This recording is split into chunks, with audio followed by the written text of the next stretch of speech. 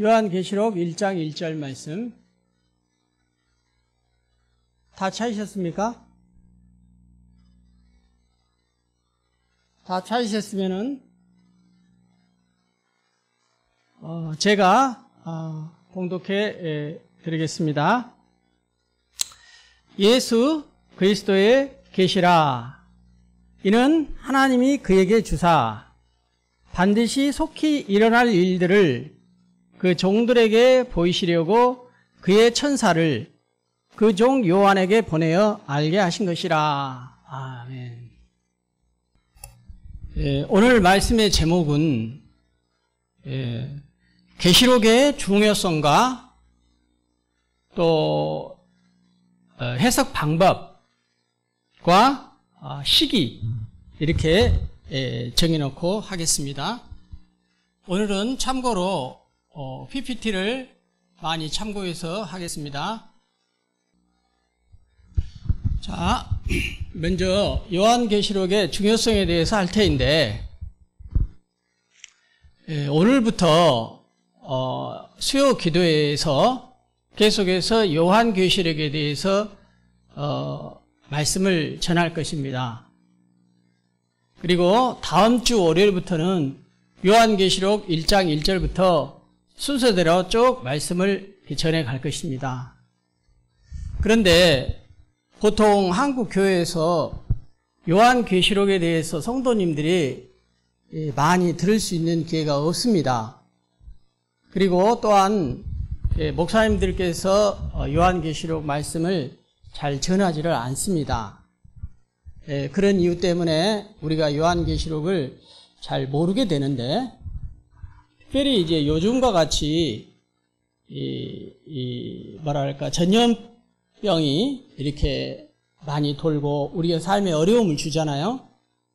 근데 이제 성경에 보면은 마지막 시대의 징조 가운데 전쟁, 기근 여러 가지 현상이 있지만은 그 중에서도 마지막 시대가 되면은 이제 그 어떤 것보다도 전염병이 이렇게 세상에 돈다. 이런 성경의 말씀이 예언이 되어 있습니다. 그래서 우리들이 이 마지막 시대를 살아가는 저희들로서 특별히 성도님들께서 마지막 시대가 어떻게 될 것인가에 대한 그 이해야 분명하게 그런 것들을 알아야 우리가 마지막 시대가 돼서 앞으로 이런 환란이 더 큰 환란이 오더라도 성경적으로 우리 예수님께서는 믿음의 성도들에게 어떻게 대처하고 살아라 이런 것들을 배워야 할 때가 이제 온 것 같습니다. 그런데 요한계시록은 칼빈도 요한계시록은 주석책을 남기지 않을 만큼 보통 사람들이 요한계시록을 어렵다고들 여기고 또 신학자들마다도 그들의 주장하는 견해가 다 달라서 좀 종잡을 수가 없는 것입니다. 그러나 그 요한계시록을 어떤 관점에서 우리가 봐야 하고 해석해야 하고 또 요한계시록을 보기 위해서는 먼저 기초 지식들이 좀 필요합니다. 그래서 그런 기초 지식을 오늘부터 이렇게 수요일날 해 나갈 것이고 이 수요일날 이 얘기를 꼭 들어야만이 계시록 1장 1절부터 말씀을 강해할 때 그 말이 무슨 말인지 이해가 될 수 있어요. 그래서 계시록을 쭉 이렇게 강해해 나갈 때 자주 할 수 있는 기회가 없기 때문에 가능하면은 처음 할 때부터 참석하셔서 들을 수 있는 분들은 이번 기회에 좀 들으셨으면 좋겠다 하는 마음이 듭니다. 개인적으로 이제 저녁 기도회까지는 녹화하기는 좀 어려울 것 같고요. 수요 기도회는 녹화를 하려고 합니다. 그래서 오늘 지금 녹화를 하고 있어서 혹시나 못 들으신 성도들을 위해서는 유튜브에 올려서 이렇게 듣고 그래야 그 다음이 이해가 됩니다. 이게 다 연결이 돼 있거든요. 그래서 밑에 기초 지식이 없으면은 그 다음 걸 들어도 정말 무슨 말인지를 잘 못 알아먹을 수가 있어요.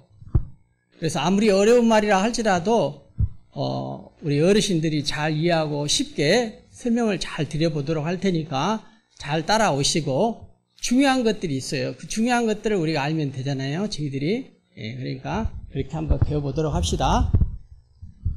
자, 그러면은 저는 왜 성도님들하고 요한계시록을 여러분하고 하려고 하느냐, 그것에 대한 이유가 분명히 있습니다. 요한계시록이 성경에서 그만큼 중요하기 때문입니다. 자, 첫 번째는 같이 한번 보이십니까? 보이세요? 안 보이신 분도 계시죠? 여기에 이렇게 돼 있어가지고 이게 참 어렵네. 일단은 보이신 분 위주로 같이 한번 따라서 해봅시다. 시작. 성도들의 환난이 있다는 것을 알고 있어야 하기에. 성도들에게 환난이 있다는 것입니다. 구체적으로 성경에 예언된 것처럼 7년 환난이 있어요. 7년 환난이 있습니다. 그렇기 때문에 이걸 알아야 하는 것이죠. 두 번째는 또 한번 읽어봅시다. 시작. 모든 성도가 다 휴거받는 것이 아니라는 사실을 알아야 하기 때문에. 여러 가지 학설에 따라서 조금씩 차이가 있긴 하는데, 모든 성도가 다 휴거받는 것이 아닙니다.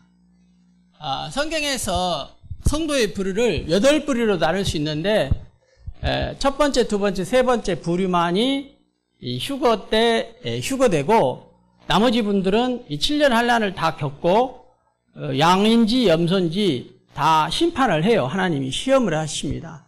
그런 것들을 통과하고 또 천년왕국 기간에 가면은 그 기간에도 또 걸러내요. 이렇게 사람들을 가지고 마지막 최종 백보자 심판 때 통과해야 천국으로 가고, 그때 통과하지 않으면은 지옥으로 가게 돼 있는데, 그런 과정들이 있다는 것입니다.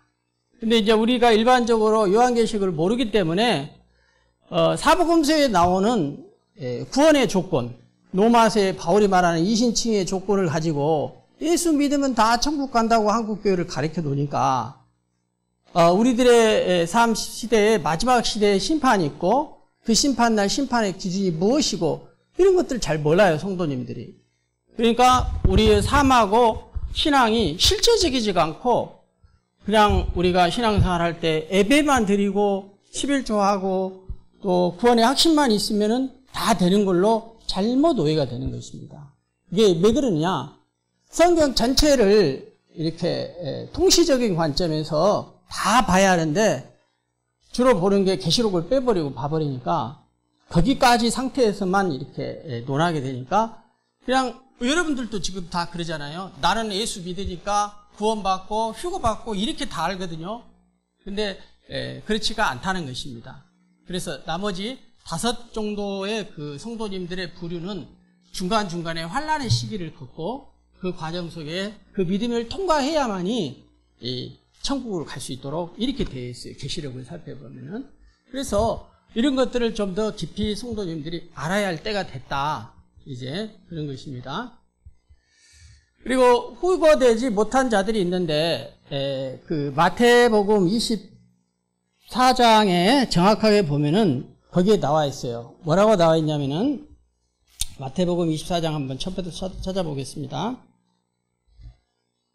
믿음의 사람들도 그렇고 또 휴거되지 못한 자들이 어떻게 대피를 해야 하느냐, 그게 나와 있는데, 이제 이렇게 나와 있어요. 가장 큰 환난 이렇게 가지고 마태복음 24장 15절에 보면은, 그때에 유대에 있는 자들은 산으로 도망할지어다. 산으로 도망가라는 거예요. 왜냐하면은 멸망에 가증한 것은 적그리스도를 말하는데, 적그리스도가 거룩한 곳에는, 이 거룩한 곳은 말하는 것은 예루살렘을 말합니다. 그래서 성전에, 예루살렘 성전에 제3성전이 세워지고 거기에 적그리스도와 이렇게 나타날 때에 유대에 있는 사람들은 산으로 도망가라, 피해라. 그리고 밭에 있는 자들은 겉옷을 가지러 뒤로 돌이키지 말고 그날의 아이벤 자들과 젖먹이는 자들에게도 화가 있으리라. 너희가 도망하는 일이 겨울이나 안식일에 되지 않도록. 왜? 도망하는 일이 겨울에 생기면은 힘들잖아요. 그러니까 그러지 않기를 기도하라. 그리고 그 날들을 감하지 않으면 모든 육체가 구원을 얻지 못할 것이나 그러나 택한 자들을 위하여 그 날들을 감하여 주실 것이다. 이렇게 나와 있습니다. 그래서 이제 대피 요령들을 알아야 하는 것이죠. 이것뿐만 아니라 계시록에 보면은 어떤 상황에서 어떻게 대피하고 어떻게 해라. 그런 내용들이 잘 나와 있습니다. 그 다음에 네 번째는 성경에 분명히 계시록에 보면은 적그리스도와 거짓 선지자들의 미혹이 나옵니다. 그래서 통상적으로 이제 적그리스도다 하면은 정치 지도자를 말하고요. 거짓 선지자들은 그 정치 지도자와 결탁하여서 이제 그 종교 지도자, 거짓된 종교 지도자들이 이제 마지막 시대에는 믿음의 성도들을 미혹하게 될 것이라는 것입니다. 그럴 때 이제 믿음의 성도들은 그 사람을 따라야 할 것인가 말아야 할 것인가 분별을 해야 하는 거예요. 그렇잖아요? 예. 그래서 이런 것들을 정확하게 알아야 하기 때문에 요한계시록을 잘 알고 배워야 한다. 그 다음에 심판. 다섯 번째는 심판은 우주적인 이름으로 땅에 아닌 하늘의 소망을 가져야 하기 때문이다. 나는 내가 평소에 여러분들하고 늘 나누면서 그렇잖아요. 믿음의 사람들은 우리의 소망과 초점이 하늘에 있어야 한다. 그렇잖아요. 성경에 다 하늘에 있지 땅에다가 막 이렇게 그렇게 없어요. 그러니까 이렇게 하늘에다 소망을 두면은 하늘에다가 우리의 모든 걸 다 쌓게 돼 있어요. 우리의 시간, 우리의 봉사, 우리의 물질, 이 모든 것들을 다 하늘에다 쌓게 되는 거예요. 하늘이 기준이기 때문에. 거기서 영생한다고 성경에 나와 있잖아요. 거기서 영원하게 살 것이고 이 땅은 잠시 잠깐 살아가는 나그네이라는 거예요. 근데 우리 성도님들이 뜻대로 보면은 계시록을 모를 때는 영원한 그냥 구원 얻는다 정도만 알지 그 하늘에 대한 그 소망, 희망, 기쁨, 바람 이게 약해요. 그러니까 이 땅에서 모든 것이 되고 어떻게 되고에 따라서 성도이지만 우리가 너무 이렇게 이 땅에서 우리의 마음을 빼앗길 때가 많다는 것이죠. 그게 왜 그러냐? 이 땅에다가 우리의 소망을 둘 때는 우리도 세상 사람들과 같이 똑같이 이 마음이 상하고 낙심하고 좌절되고 그런다는 것이죠. 그러나 이 땅에서 우리가 사람이기 때문에 육의 몸을 입고 있기 때문에 낙심된 일이 있을지라도 천국을 바라보고 나는 하나님께서 알아주시고 내가 천국을 계속해서 상급을 쌓고 거기 가서 상급과 면류관이 있을 것에 대한 분명한 확신과 소망을 가지고 있는 사람은 본질적인 면에서 그 소망을 잃지 않는다는 것이죠. 아멘. 네.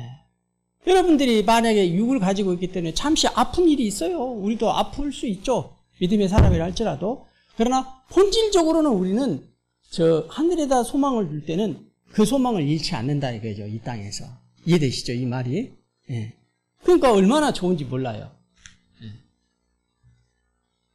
그 다음에 마지막 6번 천년왕국과 영원한 천국의 소망을 가지고 살아가는 자가 되어야 하기 때문에 이제 성경에 보면은 천년왕국이라고 기록이 되어 있습니다. 그래서 이제 천년왕국 때에는 믿음 생활 잘하는 사람들은 새 예루살렘 성에서 예수님과 같이 그 안에서 왕노릇한다고 나와 있어요. 왕노릇한다. 그리고 신앙생활 대충 하고 믿음은 있는데 왕과 같이 되지 못한 사람들은 천년왕국 때 땅에서 일반 백성으로서 살아가게 됩니다. 이제 이런 것들을 분명히 알았을 때는 내가 좀 신앙생활 정신 차리고 잘해야겠다. 이렇게 마음을 먹게 되는 것입니다. 근데 이런 걸 정확하게 모르니까 그냥 하는 거예요. 그죠? 우리가 법도 알면은 아는 만큼 잘 살 수 있는데 그 법을 모르고 죄를 지었다 할지라도 죄는 죄가 되는 것이죠. 그죠? 사회에서 마찬가지입니다. 성경에서도 성경의 진리를 이미 하나님께서 저와 여러분에게 다 알려주셨는데 우리가 모르고 그랬다. 그건 우리 책임이지 하나님은 우리한테 알려주셨다는 것입니다. 그래서 우리가 요한계시록을 잘 알아야 할 줄로 봅니다. 이제 요한계시록이 왜 중요한지 알겠죠? 그러니까 이쯤 되면은 내가 요한계시록을 공부를 제대로 잘 한번 해봐야겠다. 이 마음이 여러분한테 먼저 들어야 한다는 것입니다. 나는 이 동기부여를 주기 위해서 오늘 이 시간을 할애해서 여러분하고 나누는 것입니다. 자, 이제 두 번째는 제가 말씀을 드렸죠. 이제 우리처럼 전문적으로 신학을 공부한 사람들은 알 수 있지만은 일반 성도님들은 보통은 몰라요. 어떻게 이렇게 먹고 살기도 바쁜데 성경을 해석하는 방법이 이런 방법 저런 방법 어떻게 다 알아요? 모르지. 그렇잖아요? 그러나 이제 요한계시록에서는 참고적으로 좀 알 필요가 있어요. 왜 알 필요가 있냐면은 그러니까 어떤 사람은 이렇게 해석하고 어떤 사람은 이렇게 해석을 하는데 어떤 것이 더 맞는가를 내가 선택을 해야 할 이런 문제가 있는 것이죠. 그리고 우리 목사님은 어떤 관점에서 요한계시록을 우리한테 설명해 주고 있는가 이걸 좀 알아야 한다는 것이죠. 그래서 우리가 분별해내야 해요. 그래서 분별해야 하기 때문에 성경 해석 방법이 중요한 것입니다. 요한계시록은. 그래서 참고로 저는 여러분에게 이 요한계시록을 앞으로 보면서 해석하고 여러분에게 말씀을 강해하고 어떤 모든 것을 해갈 때 제 나름대로 이 요한계시록을 보는 원칙이 있다는 거죠. 성경 해석 방법의 원칙. 그거를 여러분하고 한번 먼저 나누겠습니다. 자, 첫 번째는 오늘 본문 요한계시록에서 보셨죠? 요한계시록 1장 1절에 나와 있었죠. 우리가 읽을 때 뭐라고 나와 있었습니까? 예수 그리스도의 계시라 이렇게 나와 있죠. 요한계시록은 여기에 1번 묵시문학이 아니요 계시라는 것입니다. 자, 묵시문학이라는 건 뭐냐면은 유대 사회에서나 기독교 사회에서 유대 사회에서 특별히 이적 같은 이런 현상 그런 거 또 죽음에 대한 문제 이런 문제를 문학적으로 다룬 장르가 묵시문학입니다. 그래서 이 세상에서 다른 묵시문학은 없어요. 성경에만 있는데 다니엘서나 요한계시록을 문학의 한 장르로서 묵시문학으로서 학문적으로 접근한다는 것입니다. 이제 이게 도대체로 신학자들이 이렇게 접근하는 사람들이 있습니다. 만약에 이렇게 보면은 여기에 나와 있는 모든 글들을 마치 국어책 읽듯이 우리가 읽어 나가야 하는 거예요. 뭐 상징, 영해 여러 가지 해석 방법들 중에서 인간적인 연구나 노력에 의해서 자의적으로 해석할 가능성이 많습니다. 그러나 요한계시록을 그렇게 해석하면 안 된다는 것입니다. 왜냐하면은 1장 1절 첫 절에 뭐라고 나와 있습니까? 예수 그리스도의 계시라고 나와 있어요. 계시는 이제 여러 가지 계시가 있는데 그냥 계시의 일반적인 뜻은 하나님께서 인간들에게 하나님의 뜻을 알려 나타내신 것 이것을 계시라고 하거든요. 요한계시록은 하나님께서 저와 여러분에게 마지막 날 어떻게 될 것이다 미래의 예언을 가르쳐준 하나님의 뜻을 나타내 보여주는 책입니다. 이건 하나님의 뜻이고 하나님의 말씀이에요. 이렇게 이해를 해야지 어떻게 문학의 한 종류로 이해를 할 수가 있겠느냐. 그렇게 해석을 하면은 전혀 해석 방법이 다르게 나와버려요. 그렇기 때문에 저는 요한계시록은 이건 분명히 성경의 66권의 한 권인 하나님의 책이다. 하나님의 말씀이다. 이런 관점에서 해석을 한다는 것입니다. 두 번째는 국어책에서도요. 예를 들면은 이제 선생님 하면은 사전적인 그 단어의 개념이 있거든요. 선생님 하면은 나를 가르쳐준 스승이나 더 권위자 이렇게 선생의 개념을 정의를 하잖아요. 이럴 때의 이 개념은 이 선생님이라는 가진 이 문자를 가지고 해석할 때에 그 단어가 고유롭게 가지고 있는 개념을 말하는 것입니다. 그러나 여러분들 중에서 저는 어렸을 때 선생님에게 굉장히 사랑을 많이 받았어요. 예를 들면은 이제 저 뒤에 있는 저기 고담선 성도님은 어렸을 때 말을 잘 안 들었어요. 중학교 다닐 때. 그래가지고 선생님한테 맨날 맞고 그래요. 그러면 선생님 하면은 나는 선생님 하면 사랑스럽고 좋은 분 이런 개념이 있는데 우리 권항성 성도님은 선생님 하면은 무서운 권위자 이렇게 생각할 수 있다 이거죠. 이거는 이 단어의 고유한 개념이 아니라 파생적인 개념이에요. 자기 개인이 경험한 그 단어의 개념을 가지고 있는 것이죠. 마찬가지입니다. 요한계시록은 수도 없이 우리가 알지 못하는 단어들이 많이 나와요. 그죠? 여러분들이 알지 못하는 단어들이 여기 많이 나와요. 근데 이 단어들이 고유롭게 가지고 있는 단어에 원래 문자적인 의미가 있다는 것이죠. 이 의미로 해석할 수 있으면 이 의미로 해석하는 것이 1차적으로 맞다는 것이죠. 왜? 하나님께서 저와 여러분에게 말씀을 하실 때는 아람묵도로 얘기하지, 하나님은 엄청나게 영예로 깊은 뜻으로 말씀하시고 단어로는 우리한테 뭐 계시라 이렇게 설명하겠냐 이거죠. 안 그렇다는 거죠.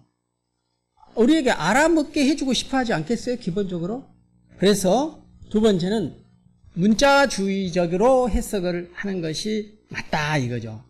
근데 어떤 것은 문자적으로 해석해서 참 해석하기가 어려운 부분들이 있어요. 왜? 사복음서를 보면 예수님께서 비유로 말씀하실 때가 많을 때 그 비유 안에 신은 하나님의 말씀을 상징하는 거죠.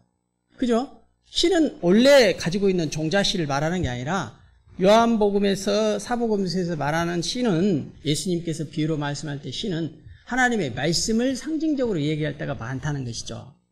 계시록에서도 그런 부분이 너무 많이 나와요. 그래서 이제 그렇게 문자적으로 해석이 안 될 때는 부분적으로 상징주의적인 해석이 가능합니다. 그러나 처음부터 문자적으로 해석할 수 있는 것도 다 상징적으로 해석하거나 영적으로 해석하는 것은 원래 하나님께서 저와 여러분에게 말씀하시고자 하는 그 의미를 잃어버릴 수가 있는 것이죠. 이해되시죠? 그래서 문자주의로 해석하고 상징을 해석할 때는 성경을 근거로 복음적으로 해석해야 한다. 이 말은 무슨 말이냐면요. 바울이 서신서를 보면 16개의 서신서를 보면 바울이 어떨 때는 의라는 말을 옳은 의 할 때 진리로 쓸 때가 있고 어떨 때 다른 서신서에서는 의라는 개념을 다른 개념으로 쓸 때도 있다 이것입니다. 그랬을 때 우리는 이 의를 어떻게 해석했냐면은 성경 상호간에 이걸 간주적이라고 하는데 성경 상호간에 이 뜻이 모순되지 않아야 해요. 이해되시죠? 성경을 근거로 해서 성경을 풀어내야지 성경 안에서 서로의 의미가 상충되거나 의미가 안 맞아 들어간다. 하나님이 그렇게 하실 분이 아니라는 것이죠. 이해가 되시죠? 그래서 상징은 어디까지 너무 엉뚱한 데서 상징을 가져와 가지고 우리가 해석하면 안 된다 이거죠. 성경 안에서 이 상징적인 의미도 찾아내야 한다 이 말이죠. 예를 들어서 시라는 것을 마태복음에 보니까 이 시라는 것을 잘 의미를 못 알아먹겠어요. 문자적으로. 근데 마가복음에 보니까 이 시를 예수님께서 말씀으로 해석하셨네.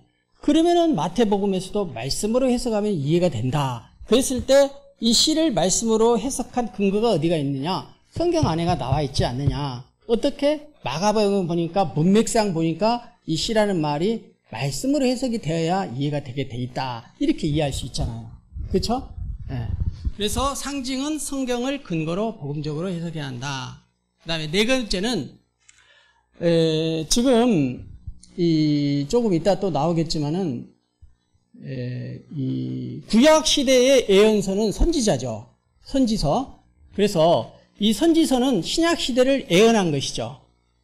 근데 신약 시대의 예언서는 요한계시록입니다. 그래서 요한계시록은 우리가 지금 신약 시대에 살고 있지만은 이 시대의 이야기를 하고 있지 않고 이 신약 시대의 마지막 미래, 앞으로 미래를 예언한 책입니다. 근데 이 미래를 예언한 책을 과거를 해석하는 식으로 해석을 하면은 이해가 안 돼요. 안 맞아요. 그렇죠?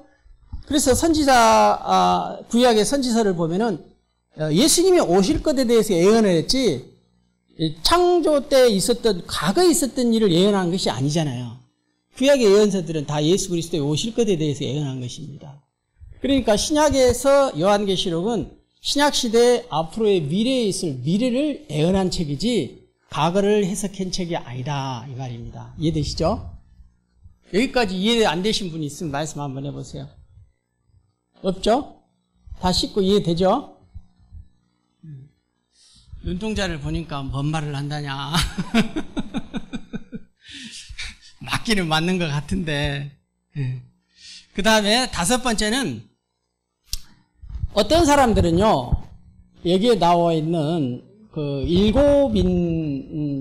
이 재앙이 나와요.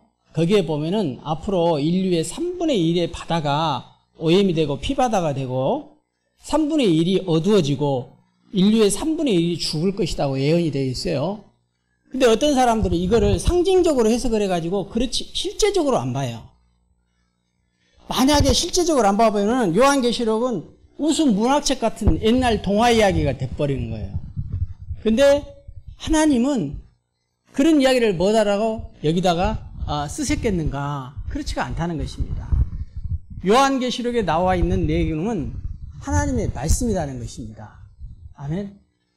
요한계시록에 나와 있는 하나님의 말씀이고 앞으로 실제로 이루어질 것에 대해서 하나님께서 말씀을 해놓은 것이지 장난으로 얘기해 놓은 게 아니라는 거예요. 어떻게 알 수 있느냐? 자, 노아 시대에 분명히 엄청난 물로의 대심판이 있었죠. 아주 큰 심판이 있었어요. 노아 시대 때. 근데 오늘날은 안 믿는 사람들은요. 어떻게 이런 일이 가능하겠느냐. 인간의 이성으로 이해되어지는 것은 믿고 인간의 이성으로 믿어지지 않는 것은 안 믿는 자유주의 신학자들이 있어요. 똑같이 믿는 사람 중에서도 우리는 그거를 이단이라고 그러고 잘못됐다고 얘기를 하는 것이죠. 그래서 창조과학회라고 있는데 창조과학회에서는 노아의 홍수의 실제 그 아라랫산에서의 그 고대 아주 오래 전에 있었던 그 일이 실제 일어난 사건이라고 과학적으로 그 잔해를 찾아서 유물을 연구하고 증명해내고 이렇게 되는데 노아 시대의 노아의 홍수는 실제로 있었던 사건이다. 이렇게 증명합니다. 과학적으로. 그러니까 노아 시대의 심판도 그렇고 소돔과 고모라 때의 소돔과 고모라 성의 그 심판도 실제적으로 있었던 것을 우리는 믿는 거잖아요. 그렇다면은 계시록에 나와 있는 미래의 종말에 대한 심판이 어마어마하게 무섭게 나와 있는데 이것이 실제로 이루어질 것으로 믿어야지 어떤 것은 실제로 이루어질 걸로 믿고 어떤 거는 마치 동화책에 뭐 미래 공상 만화처럼 대하됐기 대하면은 안 된다는 것입니다. 아멘?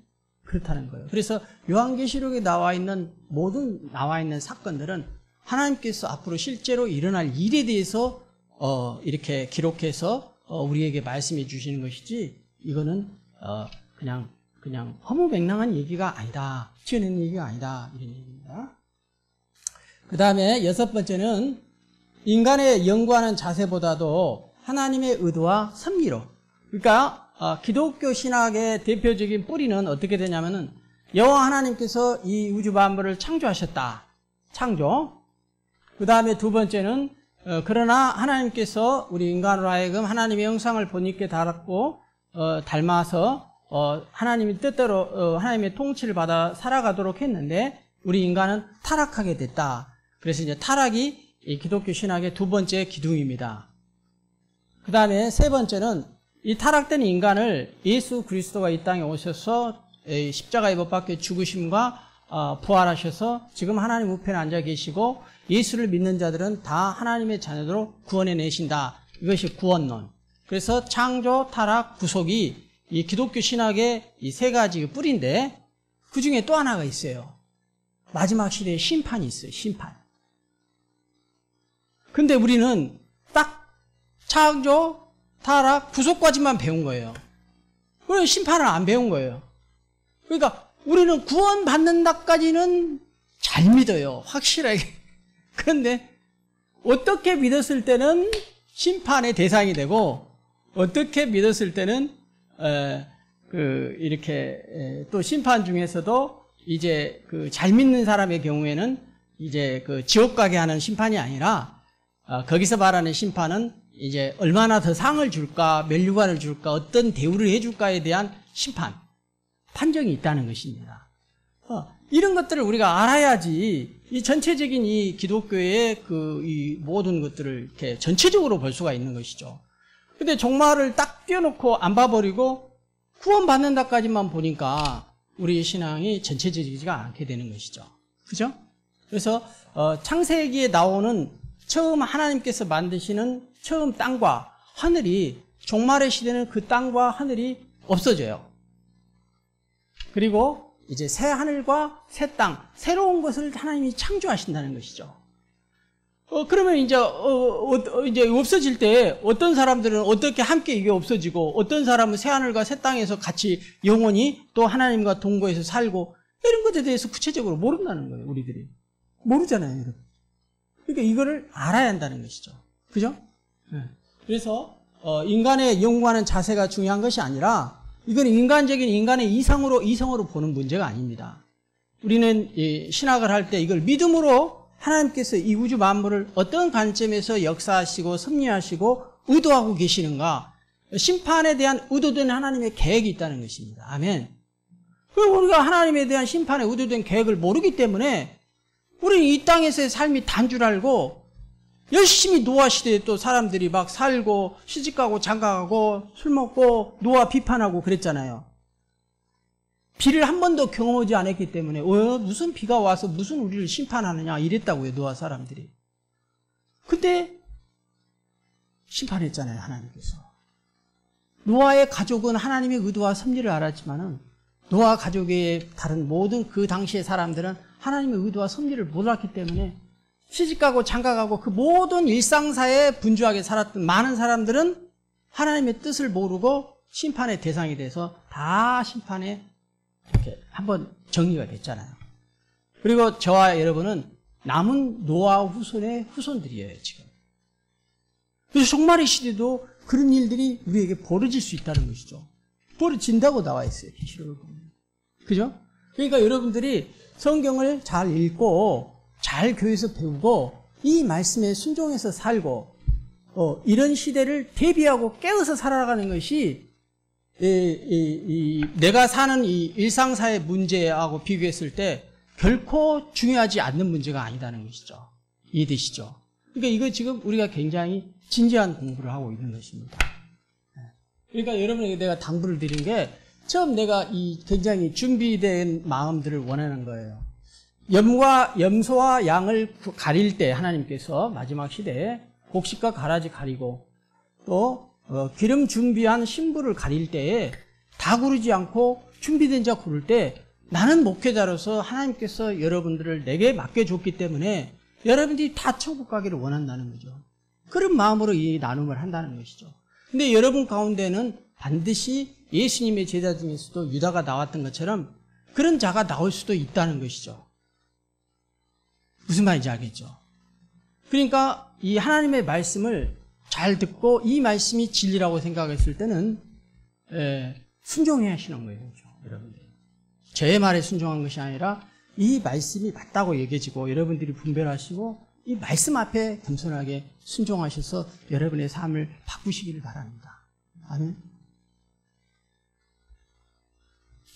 그 다음에 7번째 한번 누가 읽어주십시오. 보이시는 분이. 자, 시작.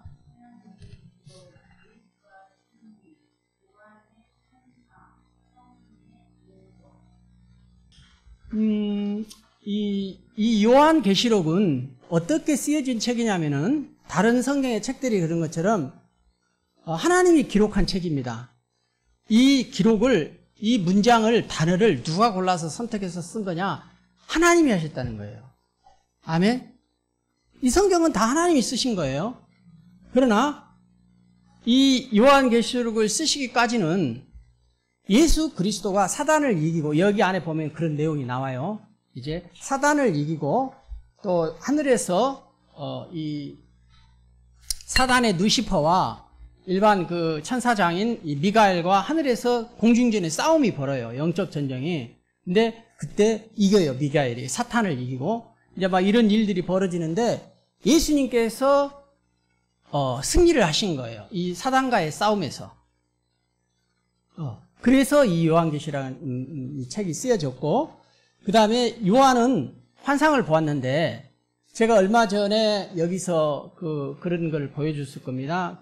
영혼이 빠져나가는 거를.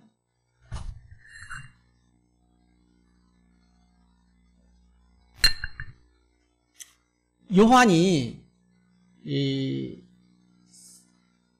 복음 전하다가 로마 시대에 그 반모섬으로 유배를 갔어요. 복음 전하다가 제 대가로. 그래서 반모섬에서 노예 같은 생활을 하는데 너무너무 힘든 거예요. 노예 생활이. 탄광촌에서 일을 했기 때문에 맞아가면서. 그런데 이제 너무너무 힘드니까 그 일의 중간중간에 하나님께 기도를 해요. 기도를 간절하게 하겠죠. 이제 그때 사도 요한의 나이도 이제 노인이었고, 그런데 사도 요한의 몸은 밤모섬에 있었지만은 사도 요한의 영혼이 환상을 본 거예요. 그래서 그 영혼이 이렇게 하나님의 인도를 받은 것이죠. 그래서 하나님께서 요한에게 특별히 천국을 볼 수 있는 기회를 준 거예요. 앞으로 세상이 어떻게 될 것이라는 것을, 미래의 일들을 요한만이 볼 수 있도록 기회를 주셔서 요한이 그 하나님께서 요한에게 들려주신 그 계시인데, 그 계시가 어떤 사람에게는 말씀으로 알려줄 때도 있고 꿈으로도 알려줄 때도 있고, 구약에서는 꿈으로도 알려줬잖아요, 하나님의 뜻을. 또 모세 앞에 같은 경우는 하나님이 직접 나타나서 모세에게 알려주기도 하고, 근데 요한에게는 환상이라는 방법을 통하여서 하나님의 뜻을 요한에게 알려주신 거예요. 그때 요한이 살아계신 성령 하나님의 인도함을 받아서 이 계시록의 말씀 하나하나를 쓴 것입니다. 그냥 단지 핍박받는 소아시아 7교회에 위로하기 위해서, 믿음을 잘 지키라고 그냥 위로의 편지 정도로 쓰는 정도가 아니라는 거예요. 이거는 하나님께서 앞으로 일어날 인류의 종말에 대한 심판을 이 세상에 알려주고, 그들로 하여금 참 신앙의 길을 갈 수 있도록 미래를 예언된 심판의 책이라는 것이죠. 그런 목적으로 이 요한 계시록이 쓰여졌기 때문에, 그런 관점에서 이 성경을 보고 해석해 가야 성경적이고 하나님의 의도에 맞게끔 요한 계시록을 해석해 갈 수 있다, 이 말입니다. 이해되십니까? 네.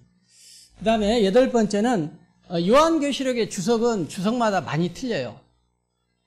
그래서 그 틀리는 주석들은 다 사람이 쓴 거예요. 신학자들이라고 하는 사람들이 다 썼기 때문에 주석을 많이 참고한 것도 중요하겠지만은, 특별히 요한계시록은 성경의 헬라어 언어가 어떻게 요한계시록에 쓰여져 있는가, 원어의 참 뜻이 어디에 있는가, 그 다음에 전체적인 차원에서 요한계시록이 다른 성경과 충돌이 없도록 이렇게 봐나가야 성경적으로 볼 수가 있다, 이런 관점이 있고요. 그 다음에 마지막에는 이제 계시록에 나와 있죠. 신랑 예수님께서 신부된 교회에게 편지를 한 것이 요한계시록입니다. 그래도 사도 요한은 천국을 본 거예요. 하나님께서 요한에게 보여주셨기 때문에. 그리고 천국을 보고 천국에 대한 소망을 가진 것이죠. 왜냐하면은 밤모섬에서 예수 믿는다고 그들이 국물 조금 먹고 하루에 먹는 것도 부실한데 계속 채찍에 맞아가면서 그 탄광촌에서 그 노마의 앞잡이 그들 밑에서 핍박받아가면서 그 믿음 생활 했다고 그 제목 때문에 그 어려움을 당하고 있는 그들이 하나님 앞에 믿음을 지킬 때, 내가 죽고 나면 천국을 간다는 그 소망이 없으면은 어떻게 그 어려운 핍박을 견디겠어요? 그러니까 요한에게 그걸 보여주고, 요한이 그거를 성도들에게 말을 해주고 글로 써서 후대에 남긴 것입니다. 아멘. 이렇게 정말 천국에 갔더니 하나님 살아계시고 천국이 이런 곳이더라. 그리고 미래에 앞으로 이렇게 하나님 심판하신다더라. 그러니까 요한 같은 사람은 그것에 대한 엄청난 소망을 갖게 된 것이죠. 자, 이런 것입니다.